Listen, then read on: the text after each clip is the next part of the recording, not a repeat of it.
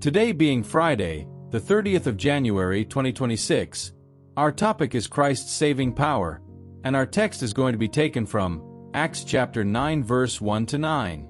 It says, "And Saul, yet breathing out threatenings and slaughter against the disciples of the Lord, went unto the high priest, and desired of him letters to Damascus to the synagogues, that if he found any of this way, whether they were men or women, he might bring them bound unto Jerusalem. And as he journeyed, he came near Damascus. And suddenly there shined round about him a light from heaven. And he fell to the earth, and heard a voice saying unto him, Saul, Saul, why persecutest thou me?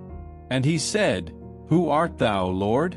And the Lord said, I am Jesus whom thou persecutest. It is hard for thee to kick against the pricks. And he trembling and astonished said, Lord, what wilt thou have me to do? And the Lord said unto him, Arise, and go into the city, and it shall be told thee what thou must do. And the men which journeyed with him stood speechless, hearing a voice, but seeing no man. And Saul arose from the earth, and when his eyes were opened, he saw no man, but they led him by the hand, and brought him into Damascus. And he was 3 days without sight, and neither did eat nor drink."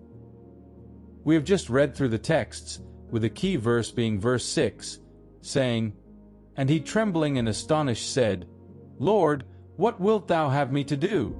And the Lord said unto him, Arise, and go into the city, and it shall be told thee what thou must do.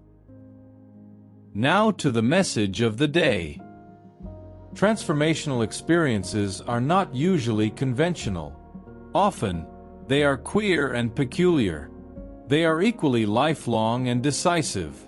Saul was walking down a familiar road, with purpose and determination when he was struck by an overwhelming force that changed his life forever.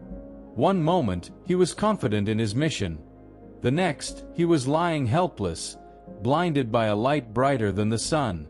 His experience was dramatic and life-altering on the road to Damascus, a moment that transformed him from a fierce persecutor of Christians into one of the greatest apostles of Christ ever.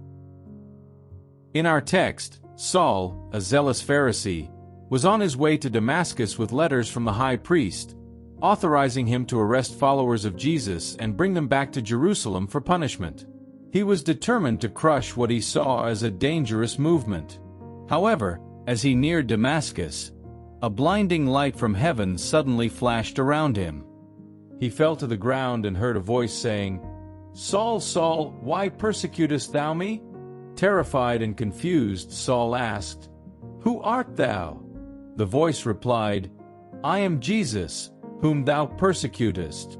This divine encounter left Saul blind for 3 days.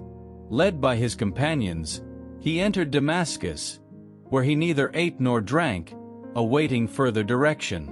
This experience humbled him, preparing him for a complete transformation from a persecutor of Christians to a devoted disciple of Christ. From today's text, it is clear that God can save the vilest of sinners. Saul was a notorious persecutor of Christians, yet Jesus chose him. This teaches us that no one is beyond redemption. No matter how far someone has strayed, God's grace is powerful enough to bring about transformation. Saul's encounter with Jesus altered the course of his life. True faith is not about religious knowledge, but about a personal relationship with Christ. Another important lesson is that just as Saul was physically blinded, many today are spiritually blind and are unable to see the truth of God's love. Only through divine revelation can a sinner receive truly transformed and perceive Christ. Believers have the utmost duty to preach the gospel to all and sundry, regardless of how far they have strayed. God's abundant grace is always available to save all who come to Jesus with a penitent heart. Thought for the day. If the Lord could save and use a persecuting sinner, He will easily save a plain sinner who comes to Him.